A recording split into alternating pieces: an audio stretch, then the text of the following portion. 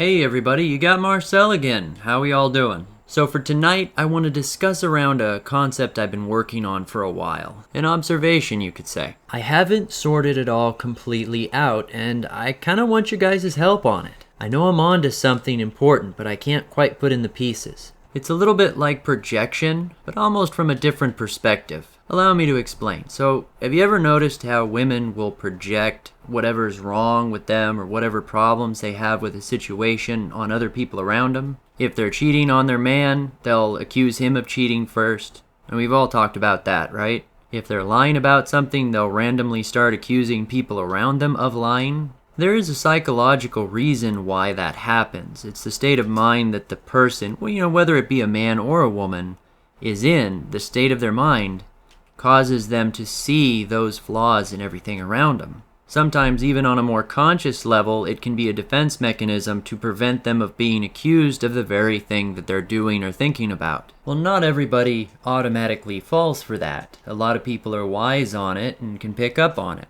People's behaviors can often be very telling, at least if a person is observant enough to pick up on the clues. So when I started really thinking about it though, I came to realize that there are different versions of that kind of behavior that can either work to the benefit or the detriment of the person involved, which is where I bounce back to my title, which I've been considering saying something along the lines of projection versus confidence.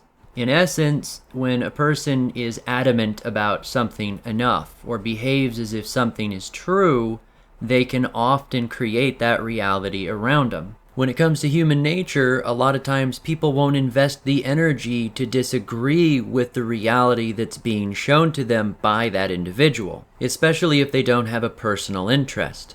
It feels a little bit like they're projecting it. But that projection, if it's done right, or if at least with enough conviction, can come across as reality, or as far as that person is concerned, can be their reality. Perception's reality, we've all heard that one.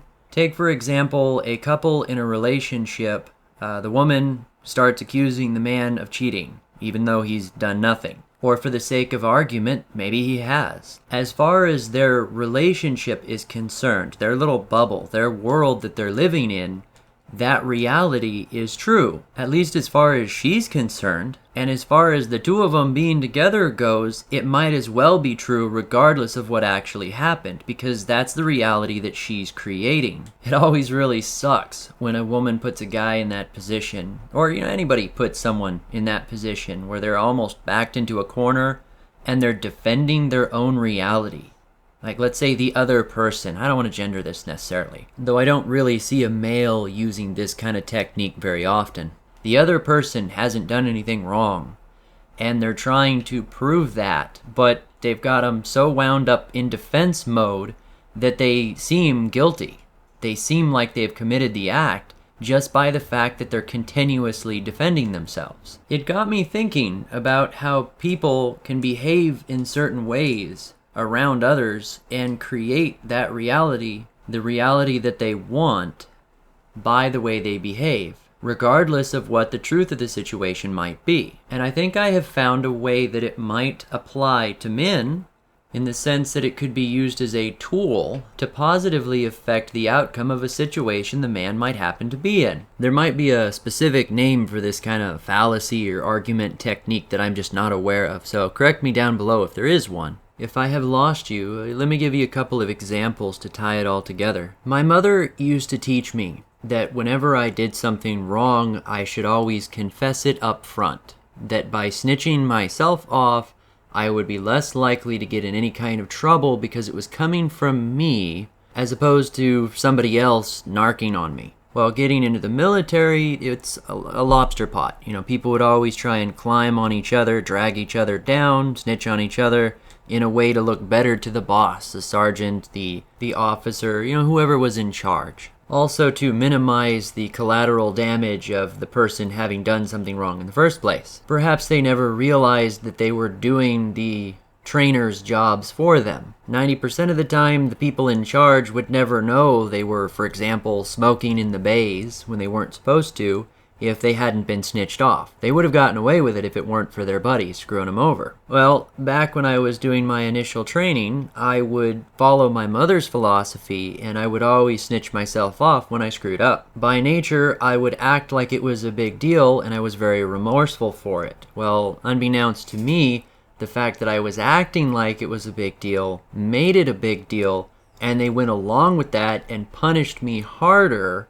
based upon my behavior on the action. Conversely, when I was in Iraq, there was these two guys, and I swear they could do whatever they wanted and never got in any trouble for it. None of our leadership could get to them. They couldn't punish them, they couldn't, discipline them. And these guys were a great team, and I studied their behavior for a long time, trying to figure out what their technique was. I mean, sure, they did their job, but they did so much more they weren't supposed to. Talked massive crap. They didn't take lip from nobody. After a while, I came up with the answer that when they were addressed as having done something wrong, their conviction was so nonchalant, so casual, and even at times completely adamant that they had not done anything wrong. They were totally in control and were utterly unfazed by any of the leadership's attacks to them. Got brushed off with just a smile, a laugh, and a like, hey, it's all good.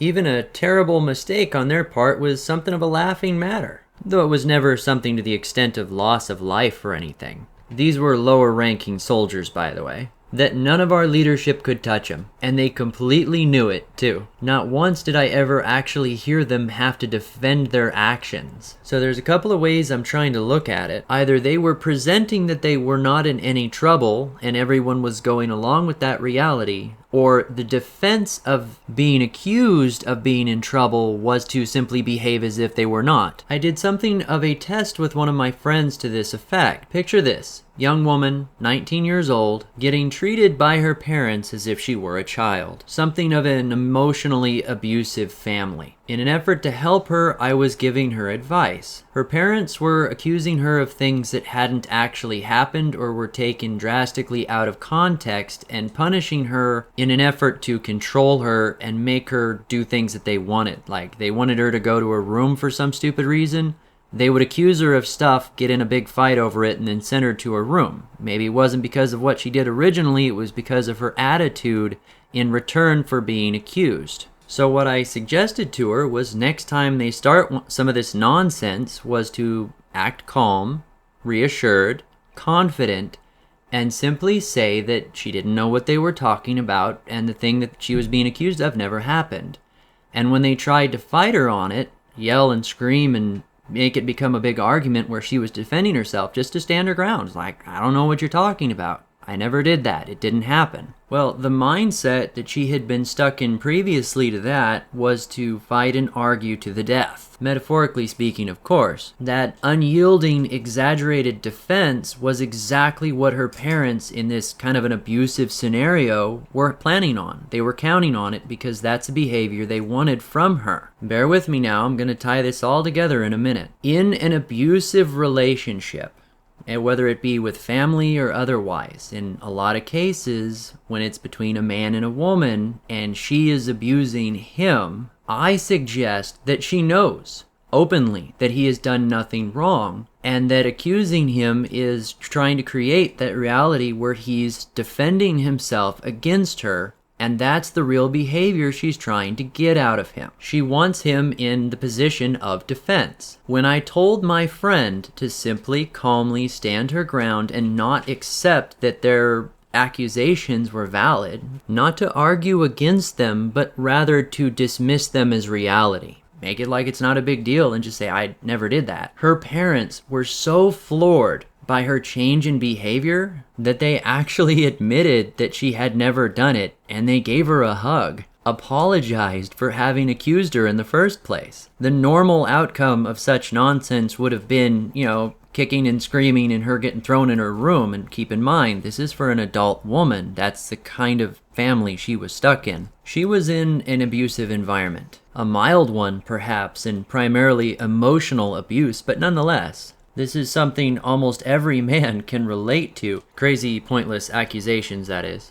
And it makes me ponder a little bit on where women learn it from. I would say to almost all the women in existence, no, your man was not looking at that other woman sexually. We all know it. You know it. Stop accusing him of it. You're just trying to start a fight because you feel like you need a fight. The only way to win in that kind of situation for the guy or the one who's defending themselves is essentially not to defend themselves. Putting the target on defense is likely the entire intent of the accusation, not the effect of having been accused itself. You can kind of see this behavioral trait in the Me Too thing also. Not to bring it up, but I mean, you think about it, accusing the guy of assault isn't really the point. It's all the collateral damage that happens from it and putting them on defense. How often does the guy actually go to jail for the original accusation? On something of a micro scale, how often does a guy actually get in trouble of cheating on his girlfriend or even looking at another woman? Is that even really the point? As a summary, with the advice that my mother had given me years ago, she left out a key detail. Whether or not a person agrees that it's right to snitch themselves off, my presentation was wrong. She left out the context that I had to behave as if it weren't a big deal. I had to project that it didn't matter, believe that it didn't matter, and behave as such. It needed not to be, hey boss person, I screwed up real big, I did this and blah blah blah blah blah, and I lost that equipment and blah blah blah blah blah, and I needed to tell you blah blah blah.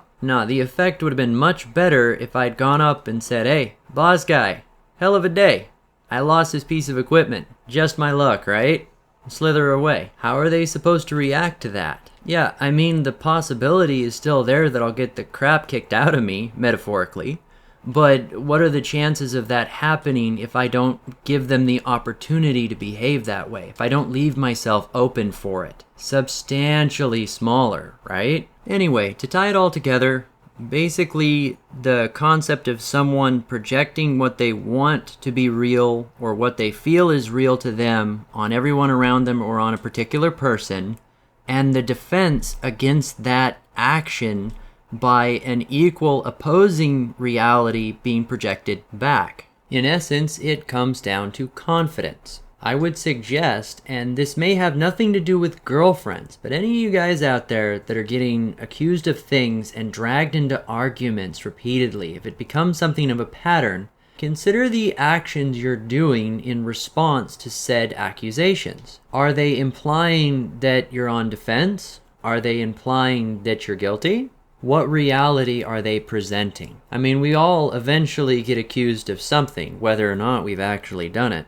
Regardless of whether or not it plays out that we're caught, how can our attitude about the situation affect the outcome? Everyone else's perception. Now, maybe I did a little mental gymnastics with this one. Give me your thoughts. Don't hold back. That's about all I have to say on that topic for today. Something cool I've been considering doing with my channel is giving people that listen towards the end of my videos a preview of upcoming videos, like the link right there. Something new I've been working with. If you guys hadn't seen it already, I'm on Gab now. I'm considering opening up on other platforms too, but I will typically post all of my videos as soon as they're done on every other platform, so that's yet another way to get early access. YouTube seems to be the only platform that really cares when you publish your videos and how and whether or not they're monetized at the time. Honestly, I'm not even worried about the few ads necessarily, it's the views. A demonetized video gets throttled back. It can go from what would be expected, maybe 5 to 10,000 views and get maybe 1,500. It's substantial. A lot of times it kind of forces me to sit on them a while and see if they change over. Anyway, I hope you enjoyed the discussion. Let me know down below what you think. If you want to hear more, like, share, and subscribe. This has been Marcel.